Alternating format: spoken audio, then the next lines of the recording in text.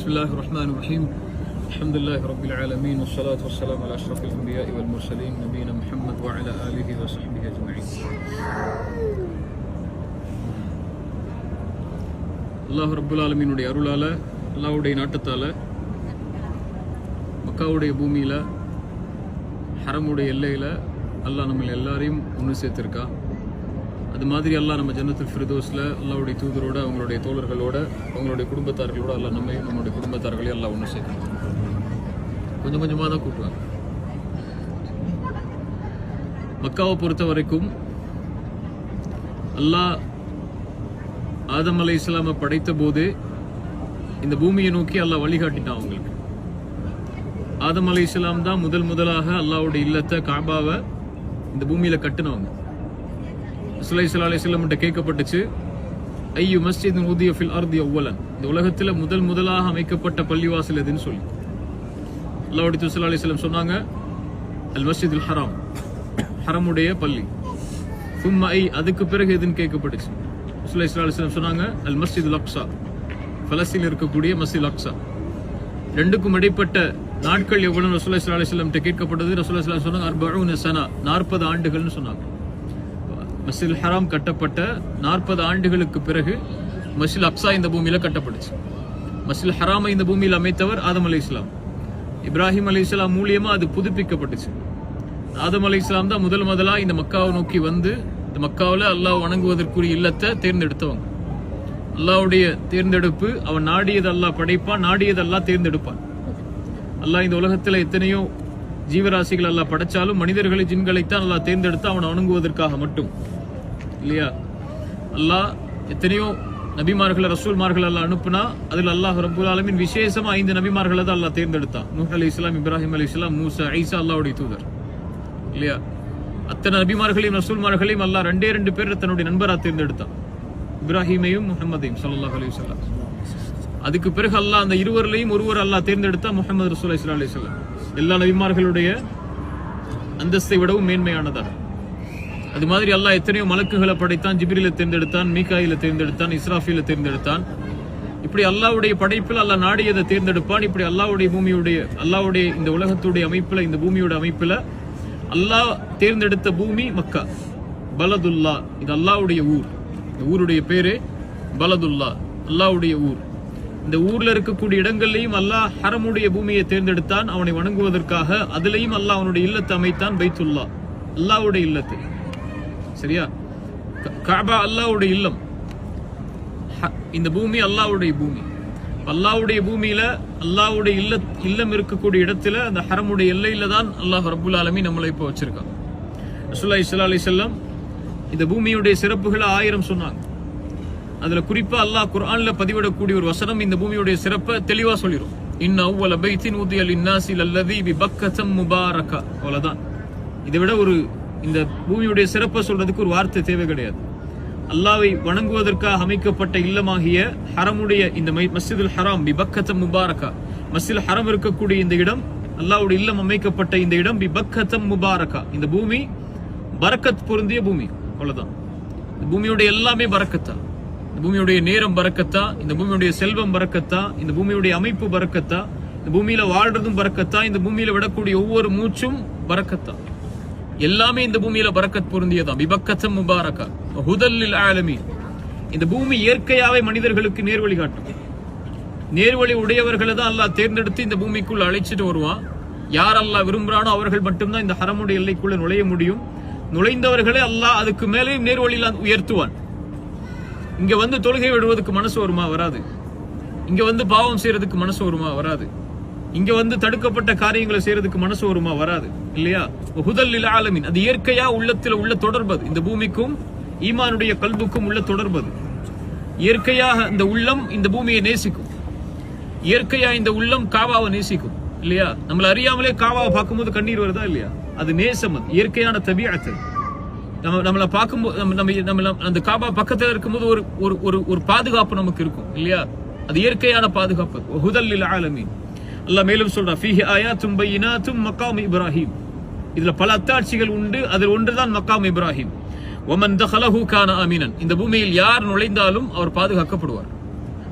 வலில்லாஹி அலன்னாஸி ஹஜ்ஜுல் பைத்தி மன் இஸ்ததாஅ இலைஹி சபீலா, யாருக்கு முடியுமோ உடலாலும் செல்வத்தாலும் அவர் ஹஜ்ஜை நோக்கி இந்த பூமிக்கு வரட்டும். வமன் கஃபர், யார் மறுக்கிறாரோ ஃபஇன்னல்லாஹ கனியுன் அனில் ஆலமீன், அல்லாஹ் எல்லா மனிதர்களை விட்டும் தூரமானவன், எல்லா மனிதர்களுடைய தேவையிலிருந்தும் அல்லாஹ் தூரமானவன். அல்லாஹ் ரப்புல் ஆலமீன் வசனத்தின் மூலமா தெளிவுபடுத்துறான், வமன் தஹலஹு கான அமினன், இதில் நுழைந்தவர் பாதுகாக்கப்படுவார். அல்லாஹ் பாதுகாப்பதற்காகத்தான் இந்த பூமிக்குள்ளே நுழைய வைக்கிறான். அதான் அர்த்தம். யார் இந்த பூமியில நுழைகிறாங்களோ அவங்க பாதுகாக்கப்படுவாங்க. இது எந்த காலத்திலிருந்து? குறைஷிகளுடைய காலத்திலும் சரி, குறைஷிகளுக்கு அப்புறம் உள்ள காலத்திலும் சரி, இந்த பூமி பாதுகாக்கப்பட்ட பூமியாகத்தான், அல்லாஹ்வுடைய இல்லம் பாதுகாக்கப்பட்ட இல்லமாகத்தான், மதிக்கப்படக்கூடிய இடமாகத்தான் குறைஷிகள் காலத்திலையும் அது இருந்துச்சு இல்லையா? அவங்க தான் காபாவை அமைத்தாங்க, கட்டினதே அவங்க தான். காபாவை கெட்டக்கூடிய அமைப்பை இன்ன வரைக்கும் இருக்கக்கூடிய காபாவுடைய அமைப்பு குறைஷிகள் கட்டின காபாவுடைய அமைப்பு தான், மாற்றமே படல. நீங்க காபாவை சுத்தி வரும்போது ஒரு ஹத்தீம் இருக்கும், ஒரு ஒரு ஒரு துவர், ஒரு தடுப்பு சுவர் இருக்கும் காபா பக்கத்திலே பாத்தீங்கன்னா. ரசூலுல்லாஹி ஸல்லல்லாஹு அலைஹி வஸல்லம் காபாவை மறுபடியும் கட்டும் போது மக்காவுடைய வெற்றிக்கு பிறகு ஆயிஷா ரலியல்லாஹு சொன்னாங்க, யா ரசூலல்லாஹ் இது என்ன எல்லைன்னு கேட்டாங்க. ரசூலுல்லாஹ் சொன்னாங்க, இதுவும் காபாவோட இணைந்த எல்லை தான். குறைஷிகள் இதை கட்டும் போது ஹலாலான வருமானத்துல செய்யும் போது அவங்களுக்கு வசதி இல்லை இந்த எல்லையோட சேர்த்து காபாவை கட்டுறதுக்கு. அதனால இந்த ஹத்தீமை மட்டும் விட்டுட்டாங்க. அந்த பகுதியும் காபாவுடைய பகுதி தான். இப்ப காபாவை கட்டினது யார் தான்? குறைஷிகள் தான். அது அல்லாஹ்வுடைய தூதர் ஸல்லல்லாஹு அலைஹி வஸல்லம் அந்த அமைப்புல குழப்பம் ஏற்பட்டு விடக் கூடாது என்பதற்காக பாதுகாத்தான். இந்த பூமியை பாதுகாக்கப்பட்ட பூமியாகத்தான் அல்லாஹ் உலகம் ஆரம்பித்தது முதல் உலகம் முடியும் வரை அல்லாஹ் ரப்புல் ஆலமீன் பாதுகாப்பான்.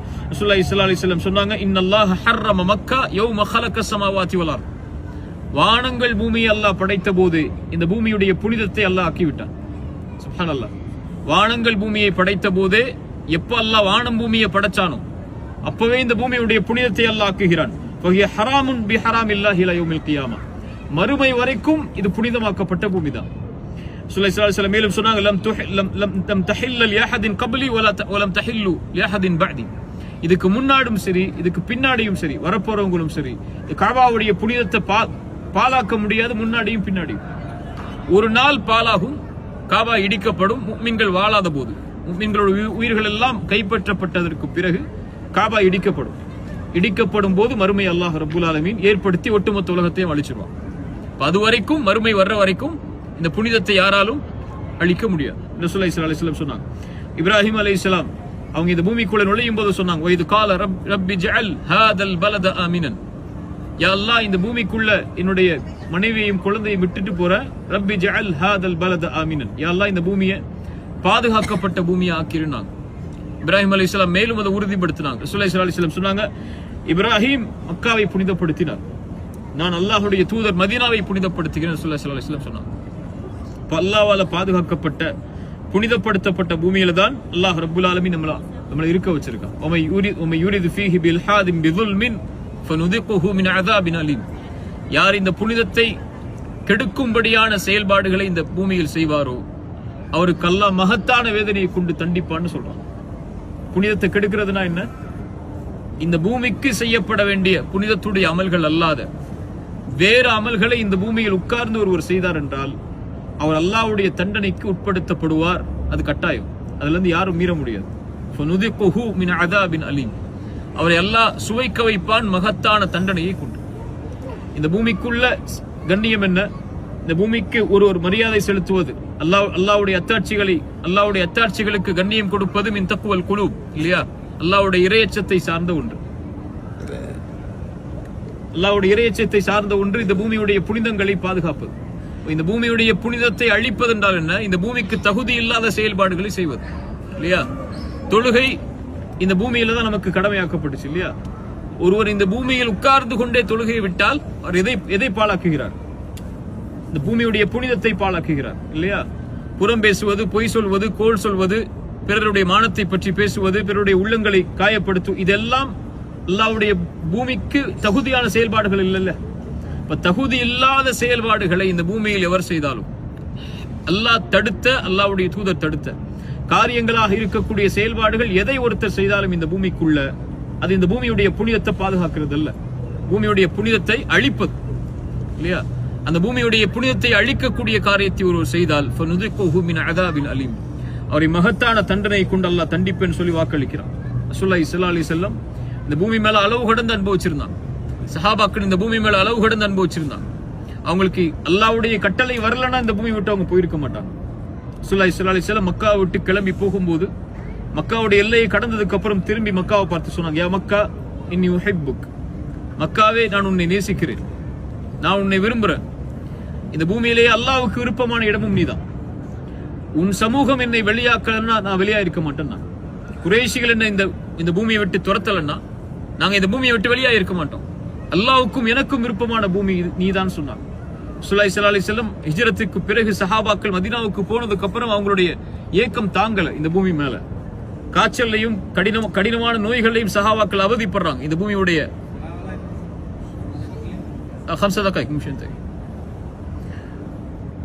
இந்த பூமியுடைய புனித சஹாபாக்கள் இந்த பூமி மேல நேசம் கொள்றாங்க.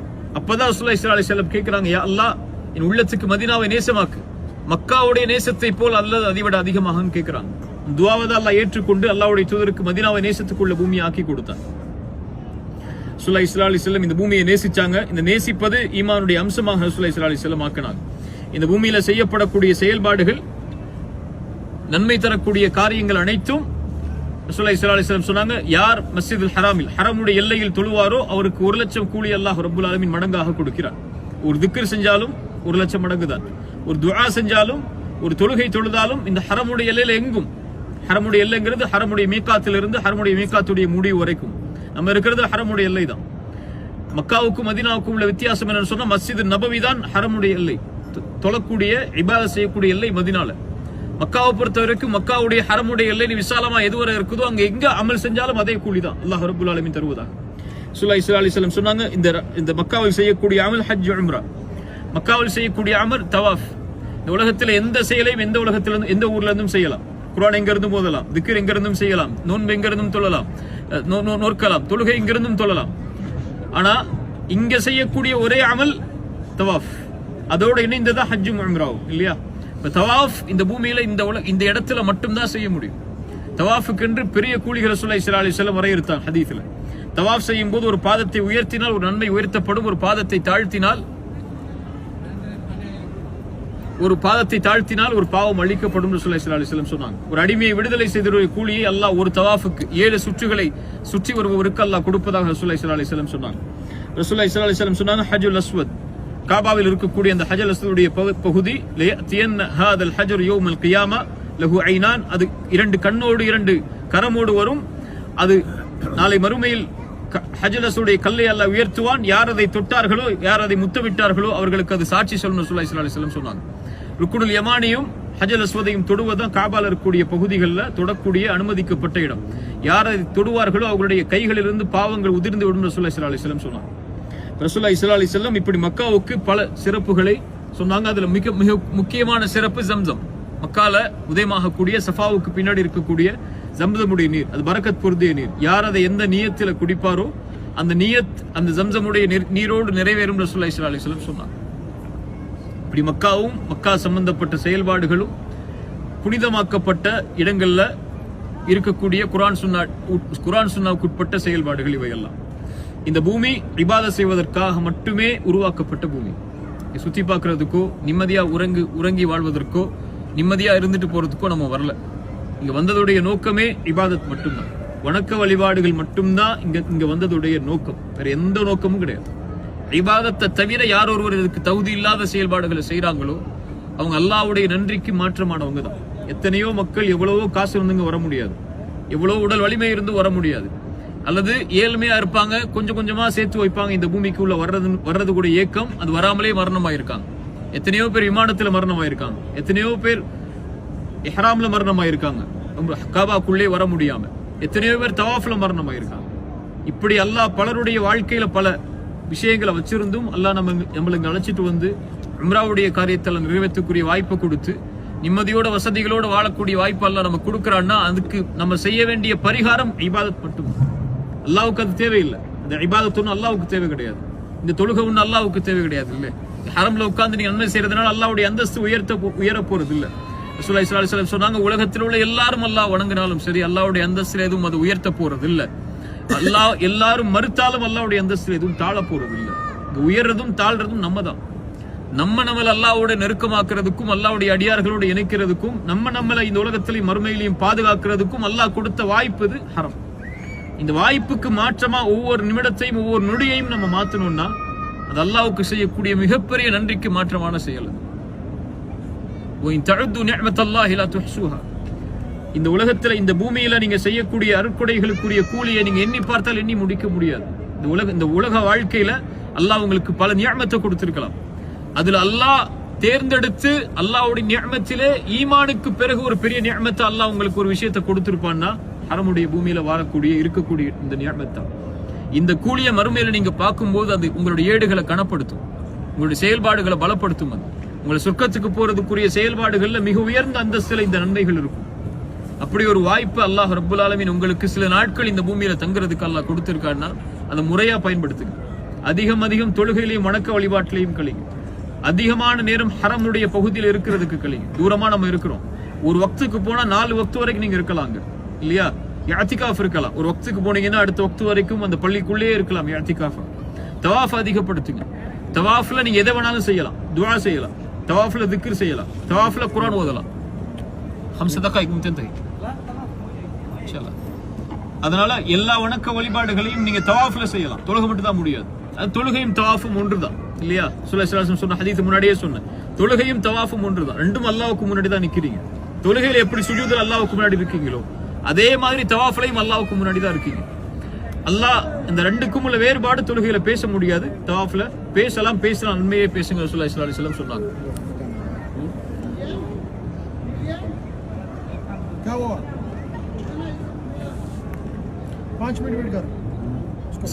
அதனால இந்த வணக்க வழிபாடுகளையும் நன்மைகளையும் அதிகப்படுத்திக் கொள்ளுங்க இந்த ஹரமுடைய பூமியில இருக்கும்போது.